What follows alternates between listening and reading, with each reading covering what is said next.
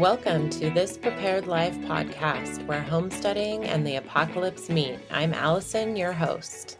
Hi, and welcome to episode 4 of This Prepared Life podcast. I'm Allison, your host. Today, I wanted to talk about when homesteading and the apocalypse meet. In other words, how homesteading and prepping and self-sufficiency and prepping really complement each other. So we're gonna do some definitions, and as much as I hate to put labels on things and put things in boxes, I think that for this space and this podcast, we are going to just define things. So here at This Prepared Life, we are going to define homesteading as the mentality of doing things at home and learning how to do them on our own. No one else gets to decide if you are enough of a homesteader. I have had people online tell me I'm not a homesteader because we don't have large animals. I have had people online say to others, or I've read them say to others, that because their garden isn't big enough and they're not producing enough of their own vegetables. And I think that is wrong. So here, homesteading is going to be the mentality of learning to do it yourself. Prepping. I've already talked about this in past episodes, but here we're going to define prepping and preparedness as planning for the things to come. So again, no one gets to tell you that you are or are not a prepper because you are not prepping for the things that they deem correct. So if you want to call yourself a prepper and all you are prepping for are natural disasters, emergencies, that is fine. That is you prepping for your family, and if you get to decide what's best for that. So, and self-sufficiency, we're going to define that as doing as much as you can on your own. So I don't believe that anyone can ever be truly 100% self-sufficient. When I think about our lives and the things we do, there are a lot of things we cannot do on our own. So that's where community comes into play. But there are also a lot of things that we will never be able to produce. Wheat, like, yes, I could go out and plant a wheat field in my pasture. But one, that takes a lot of space. Two, I don't know how to do that. And three, I believe that my time is going to be better spent elsewhere. So everyone has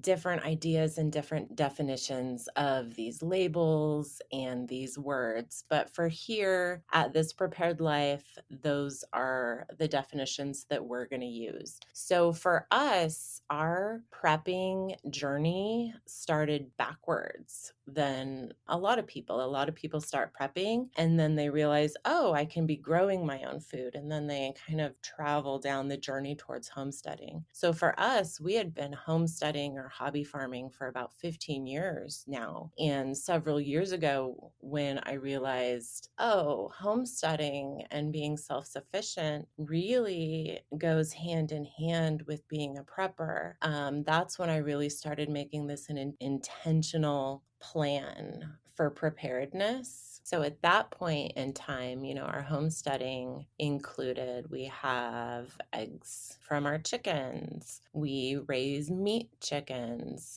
We raise turkeys for meat every year. In the past, we have done dairy goats and meat rabbits. And for various reasons, we phased those out. We have our garden and our orchard, which, being here at a new homestead, this is year 1 of my garden. So I am not getting the yield that I would have gotten were we still in Washington at our old homestead, just because that's what a first-year garden does. It's more weeds than vegetables, I think. Canning and preserving as much of our own food as we can. Those are all things that we did before we called ourselves preppers. Having our year's supply of applesauce and our year's supply of carrots and our year's supply of chicken and our year's supply of beef in our freezers and on our shelves was already something we were doing. So the switch to prepping was more mental and also planning for different scenarios. That is how self-sufficiency and homesteading can complement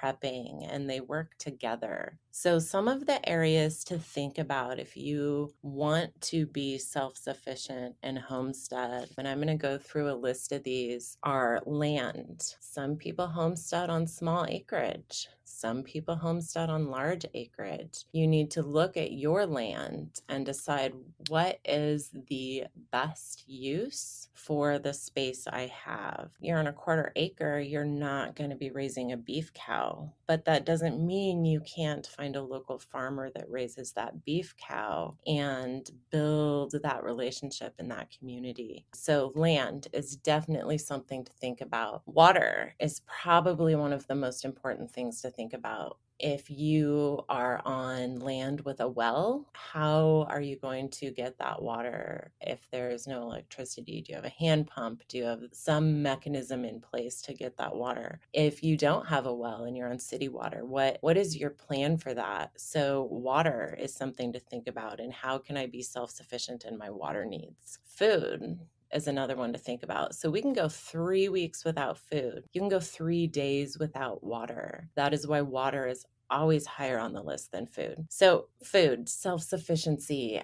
What can I grow on my own? What can I raise on my own? What relationships can I cultivate with others who can grow or raise what I cannot? So another area, sanitation. We all need to use the bathroom. We all need to bathe. How can you be self-sufficient in these areas? Do you have a horse trough that you can stick outside and fill with water and take a bath in? If we're in a grid down scenario, are you on a septic system? Can you still use it if there's no electricity? Where are you going to get the water to flush the toilet? Is an outhouse something you need to look into? These are all different things that you need to research. And for each one of these areas, your solutions are going to look different than mine. My solutions are going to look different from someone else's. So when I look at one of these areas, I am spending a lot of time doing research and coming up with what is best for my family, my property, my location, my geography, my weather. Those are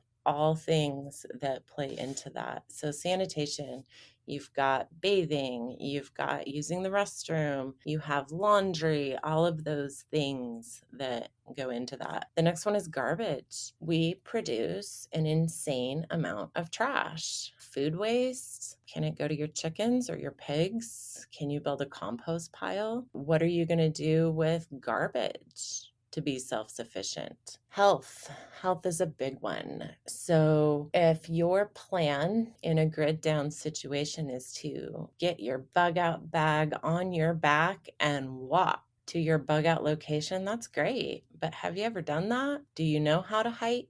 Can you carry the weight of your bug out bag? So our physical health, what are you doing to stay physically strong? What are you doing to stay physically healthy? First aid is a huge part of this one. Do we have the skills needed and the supplies needed to take care of medical things that may or may not happen? This is an area that I am still learning and growing in. It's more than Band-Aids. As mom, I always have Band-Aids in my purse. My husband right now, he is really wanting to get some kind of EMT training. And so that is something he is passionate about working on, so that our family, someone has the skills needed. So finances, this is a big one. And, I talk to quite a few people online, or people will message and ask me questions. And one thing that I see a lot is some people are not willing to redirect their funds to preparedness items. Being self-sufficient in your finances can mean a lot of things. It can mean, are you working for yourself? Do you have secondary income streams? But it can also mean telling your money where to go. And for me, I will give up that new large screen TV if it means I can have a hand pump on my well. That's important to me, and I can do without the new TV. So we all have to weigh hey, how important is this preparedness item versus,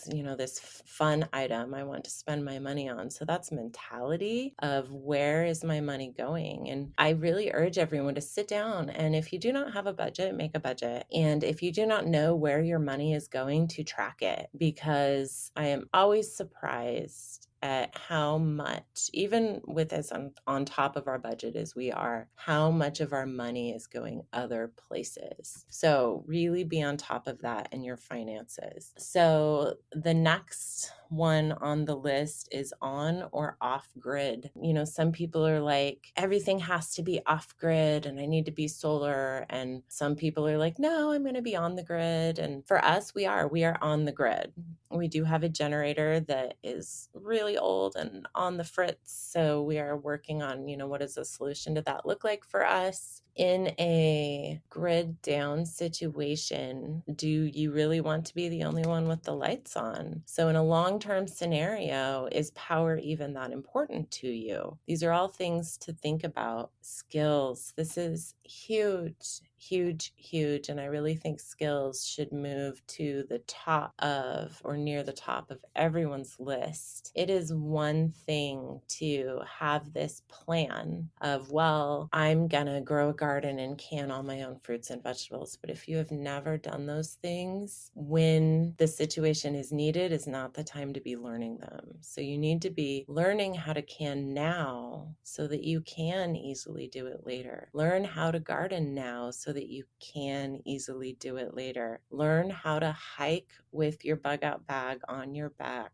now so that you can do it later. Being self-sufficient in our skills is learning how to do these things on our own. Do you want to be a beekeeper? Do you want to learn how to build things? What skills are you lacking in and having to pay someone else to do that you can learn to do on your own? Firearms. And I am not going to talk about this one a lot because this is not my strength at all. And there are hundreds of other places you could go to for this information. Having this layer of ammunition and firearms, I think, is important. Having security is important. Being able to protect yourself. Taking classes. I recently in this last year took a women's course and there were, I think, 12 women, and it was so much fun. And I left that class with so much more knowledge than I had before and some great hours of shooting experience. And it was a lot of fun. So even if this is not your strength, I still encourage you to step out and learn and get better and be able to protect yourself if needed. Community is the last one on the list. And this is one that a lot of people often overlook. And there are people who prep that are like, nope, I am going to be in my compound on my own with my family. And that is okay. That is what, they are choosing as what is best for them. And then there are others who prep within a group and everyone is going to come together at one location and they all have certain skills. And that is another way to do it. So, but I think building community, not just online, but in real life. Do you know who your neighbors are? Do you know local farmers? Community and knowing others who can do things that you cannot is a great thing to have in self-sufficiency. So those are different areas to think about,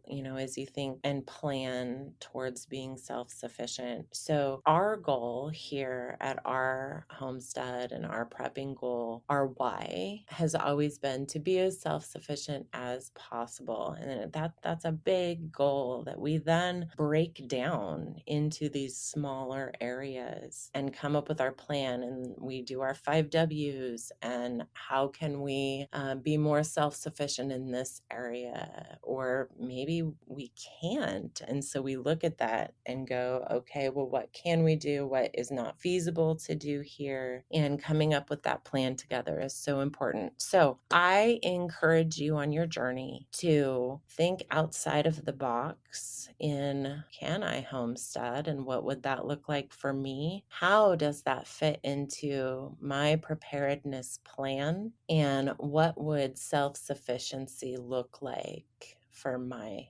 family?